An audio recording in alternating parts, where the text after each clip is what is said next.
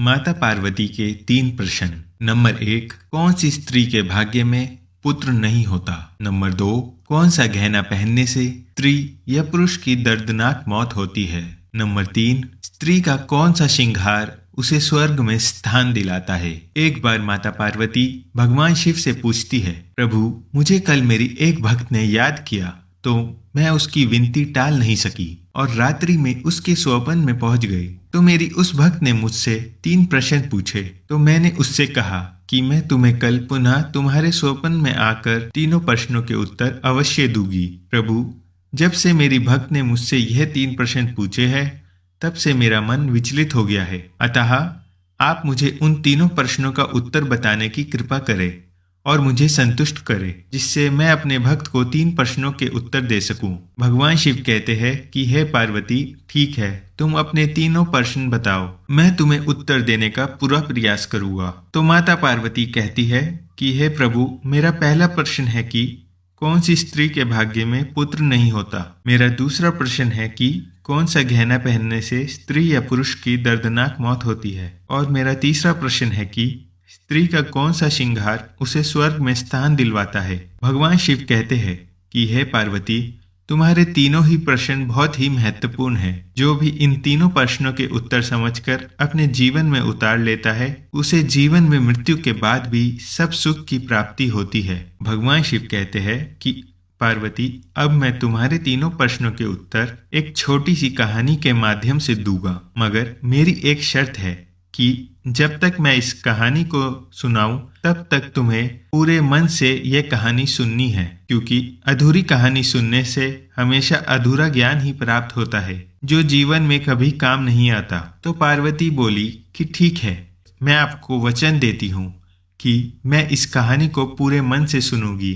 भगवान शिव कहते हैं, पार्वती, पहाड़ों की तलहटी में एक छोटा सा गांव था। उस गांव के मुखिया के 2 बेटे थे। बेटों की शादी हो चुकी थी। मुखिया की पत्नी और मुखिया के बड़े बेटे की पत्नी दोनों का स्वभाव दुष्ट प्रवृत्ति का था। इसलिए मुखिया की पत्नी अपने बड़े बेटे की बहू को बहुत प्यार करती थी, मगर छोटे बेटे की पत्नी बहुत अच्छे स्वभाव की थी और वह एक पतिव्रता स्त्री थी। घर का सारा काम भी अकेले ही करती थी। इतना होने पर भी मुखिया की पत्नी और उसके बड़े बेटे की बहू उस छोटी बहू का हमेशा अपमान करते थे। भगवान शिव कहते हैं, पार्वती, मुखिया के बड़े बेटे की बहू का एक बेटा था। उधर छोटी बहू के पास एक बेटी थी। उसके पास कोई बेटा नहीं था। मुखिया की पत्नी और बड़ी बहू हमेशा छोटी बहू को पुत्र को लेकर ताना मारती रहती थी, मगर वह बेचारी क्या कर सकती थी। वह हमेशा सुनती रहती थी। भगवान शिव कहते हैं कि पार्वती, मुखिया की पत्नी बड़े ही दुष्ट स्वभाव की स्त्री थी। उसके कुटिल स्वभाव से सभी घर वाले परेशान थे। वह अपनी सीधी सादी छोटी बहू को बहुत ज्यादा ही परेशान करती थी। उसे सताने में मुखिया की बहू को विशेष आनंद आता था। मुखिया के छोटे बेटे की बहू का नाम सुकन्या था। बेचारी सुकन्या सुबह सुबह जल्दी उठकर सब काम पर लग जाती थी और अर्धरात्रि होने पर कहीं जाकर बिस्तर में सोने को मिलता था। इतना करने पर भी मुखिया की पत्नी की निगाहों में सुकन्या हमेशा खटकती रहती थी। अब एक दिन सुबह सुकन्या घर में झाड़ू पोछा कर रही थी तो मुखिया की पत्नी वहां पर आकर बोली, तेरे हाथों में जान नहीं है क्या? जरा जल्दी जल्दी हाथ चला, मैं मंदिर जा रही हूँ। मेरे आने तक खाना तैयार रखना, आते ही खाओगी। और सुन, एक भी दाना अन्न का बर्बाद न होना पाए। भगवान शिव कहते हैं, पार्वती, बेचारी सुकन्या चुपचाप अपनी सास की बातों को सुनती रहती और उसकी हाँ में हाँ मिलाकर अपनी गर्दन हाँ में हिला दी। भगवान शिव कहते हैं, पार्वती, फिर घर की सफाई करके सुकन्या तुरंत ही खाना बनाने में जुट गई। खाना बनाते समय वह सोच रही थी कि एक पल के लिए भी तो चैन की सांस ले नहीं पाती, लेकिन सासू माँ हर काम में कमी निकालती रहती है। उनके ताने देने की आदत पता नहीं कब जाएगी। भगवान शिव कहते हैं कि पार्वती, सुकन्या खाना बना रही थी, तभी बाहर से दरवाजा खटखटाने की आवाज आई।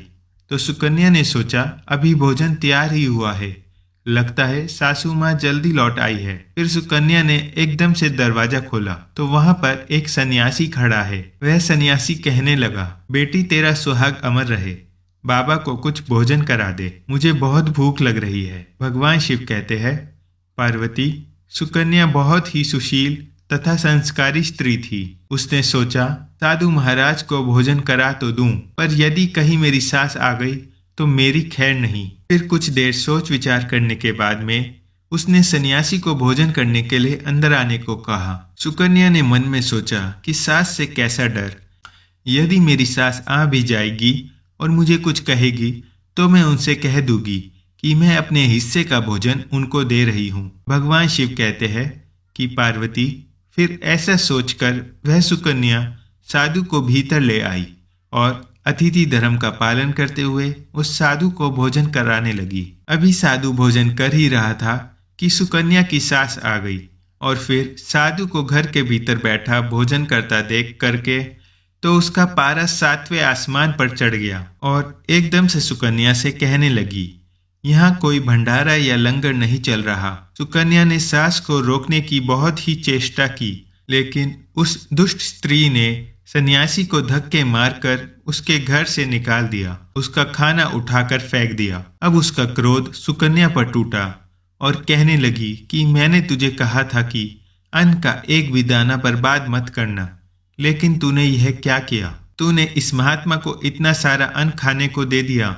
भगवान शिव कहते हैं, पार्वती, सुकन्या डरते डरते बोली, माँ जी, मैंने तो अपने हिस्से का भोजन दिया था, इसमें इतना भला बुरा कहने की क्या बात है? अतिथि तो भगवान का स्वरूप होता है। अतिथि धर्म का पालन तो घर गृहस्थी में करना चाहिए। इस प्रकार काफी देर तक सास बहू की तकरार चलती रही। अंत में उस कुटिल सास ने सुकन्या को भी धक्के मारकर घर से बाहर निकाल दिया। अब वह बेचारी रोती बिलखती हुई दरवाजा पीटती रह गई, लेकिन उसकी सास पत्थर जैसी बन गई। उसका दिल नहीं पसीजा। सुकन्या के पास एक ही रास्ता बचा था कि वह अपने घर पर लौट जाए। भगवान शिव कहते हैं, पार्वती, इस प्रकार सुकन्या दुखी होकर अपने मायके के लिए निकल गई। बीच में एक घना जंगल पड़ता था। सुकन्या भूख प्यास से तड़पती हुई अपने मायके के लिए चली जा रही थी। तभी अचानक जोरों से बादल गरजे और मूसलाधार बारिश हो गई। भगवान शिव कहते हैं, पार्वती, वर्षा से बचने के लिए सुकन्या ने एक पेड़ की शरण ली, लेकिन वर्षा का वेग इतना तीव्र था कि बचना मुश्किल हो गया। किसी पेड़ की जड़ में एक कटोर बना था। सुकन्या यह सोचकर उसमें घुस गई कि वर्षा रुकने के बाद वह बाहर निकल जाएगी और जब तक वर्षा हो रही है वह कटोर के अंदर वर्षा से अपनी सुरक्षा कर सकती है। जब सुकन्या पेड़ के कटोर में घुसी तो उसे कटोर के अंदर एक साधु मिले। वह साधु और कोई नहीं, स्वयं भगवान विष्णु थे। फिर विष्णु जी ने कहा, बेटी, रोना बंद करो। मुझे मालूम है कि घर वाले तुम्हारा अनादर इसलिए करते हैं क्योंकि वह दुष्ट स्वभाव के हैं, और ताने इसलिए मारते हैं क्योंकि तुम्हारी जेठानी को पुत्र की प्राप्ति हो गई और तुम्हें पुत्र रतन की प्राप्ति अभी तक नहीं हुई है। तुम चिंता मत करो, मैं तुम्हें एक पर्ची देता हूँ। इसमें जो उपाय लिखा है उससे पूरी निष्ठा से करना, फिर तुम्हें एक गुणवान पुत्र की प्राप्ति होगी। और इस प्रकार विष्णु पर्ची देकर वहां से अंतर्ध्यान हो गए। भगवान शिव कहते हैं, पार्वती, उधर जब वर्षा बंद हो गई तो सुकन्या को ढूंढता हुआ उसका पति वहां पर पहुंच गया। फिर वह सुकन्या अपने पति को लेकर के मायके ना जाकर इस जंगल में एक कुटिया बनाकर रहने लगी। फिर एक दिन सुकन्या को पुत्र का ख्याल आया और सोचने लगी, यदि मेरे पास एक भी पुत्र होता तो ससुराल में मेरी भी इज्जत होती। और वह सुकन्या ऐसा सोच ही रही थी कि तभी उसे संत की दी हुई वह पर्ची याद आ गई। फिर सुकन्या ने पुत्र प्राप्ति के लिए उस पर्ची को पढ़ा तो उसमें लिखा था कि बेटी, पुत्र प्राप्ति के लिए स्त्री को रात्रि के शयन काल में पुरुष के बाईं तरफ सोना चाहिए। ऐसा करने से कुछ समय के बाद में बाईं करवट लेटने से नाक का दाया स्वर और दाहिना करवट लेने से नाक का बायां स्वर चालू हो जाता है। फिर जब भी पुत्र प्राप्ति की इच्छा हो तो उस स्थिति में मिलने से पहले यह निश्चित कर लेना चाहिए कि पुरुष का दाया स्वर चलने लगे और स्त्री का बायां स्वर चलने लगे। इस समय गर्भ धारण किया जाना चाहिए। ऐसा करने से निश्चित ही पुत्र की प्राप्ति होती है। इसके विपरीत नाक का स्वर चलने से पुत्री की प्राप्ति होती है। पर्चे में आगे लिखा था कि मासिक धर्म शुरू होने के प्रथम 4 दिवसों में मिलन से पुरुष रुवंता को प्राप्त होता है। 5वीं रात्रि में मिलन से कन्या की प्राप्ति होती है। 6ठी रात्रि से मिलने से पुत्र प्राप्त होता है। 7वीं रात्रि से मिलने से बंध्या पुत्री होती है और 8वीं रात्रि में मिलने से ऐश्वर्यशाली पुत्र होता है। 9वीं रात्रि में मिलने से ऐश्वर्यशाली पुत्री प्राप्त होती है। 10वीं रात्रि में मिलने से अति श्रेष्ठ पुत्र होता है। 11वीं रात्रि में मिलने से सुंदर प्रसन्नदित आचरण वाली कन्या होती है। 12वीं रात्रि में मिलने से श्रेष्ठ और गुणवान पुत्र होता है। 13वीं रात्रि में मिलने से चिंतावर्धक कन्या और 14वीं रात्रि को मिलने से सतगुणी और बलवान पुत्र प्राप्त होता है। 15वीं रात्रि के मिलने से लक्ष्मी स्वरूप पुत्री और 16वीं रात्रि में मिलने से सर्वज्ञ पुत्र रत्न की प्राप्ति होती है। भगवान शिव कहते हैं कि पार्वती, इस प्रकार उस सुकन्या ने 16वीं रात्रि को अपने पति से मिलन करके गर्भ धारण किया। अब सुबह को स्नान आदि क्रिया से निर्मित होकर पूजा पाठ करके उस सुकन्या का पति लकड़ी काटने चला गया। तब ऐसा तूफान आया कि सुकन्या की झोपड़ी तूफान में उड़ गई और भारी वर्षा होने लगी और फिर वह सुकन्या वर्षा से बचने के लिए एक पेड़ के कटोर में घुस जाती है। यह वही पेड़ था जिसमें पहले भी सुकन्या वर्षा से बचने के लिए छुप गई थी और सुकन्या ने पेड़ के ऊपर अपना पता लिख दिया ताकि जब उसका पति वापस आए तो पेड़ पर लिखा हुआ पता पढ़कर इस कटोर के पास आ जाए। भगवान शिव कहते हैं, पार्वती, उधर वह सुकन्या जिस कटोर में जाकर छुपती है वो कटोर एक पेड़ की जड़ में बना हुआ था। उस पेड़ के ऊपर 2 राक्षसियों का निवास स्थान था। इधर तो वह सुकन्या वर्षा से बचने के लिए कटोर में छुपी हुई थी, उधर वह दोनों राक्षसी वर्षा से होकर पेड़ की तरफ भागी आ रही थी। फिर पेड़ पर आकर एक राक्षसी कहने लगी, अब तो चला भी नहीं जाता, वरना मन तो कर रहा है कि सोना टापू पर चली जाऊं। तो दूसरी राक्षसी बोली, इसमें भी क्या बड़ी बात है, ये पेड़ हमें अभी उड़ा करके वहीं पहुंचा देगा जहां पर सोने का टापू है। और ऐसा कहकर वह दोनों राक्षसी पेड़ की डाल पर बैठ गई और पेड़ एकदम से उड़ने लगा। उधर सुकन्या कटोर में छुपी हुई थी। कटोर में घुसते ही सुकन्या को नींद आ गई। पेड़ के उड़ने से लगने वाले धक्कों से सुकन्या की नींद खुल गई और पेड़ को उड़ता देख वह सुकन्या एकदम से घबरा गई। फिर जब सुकन्या ने बाहर झांक कर देखा तो पेड़ की डाल पर 2 राक्षसी बैठी थी।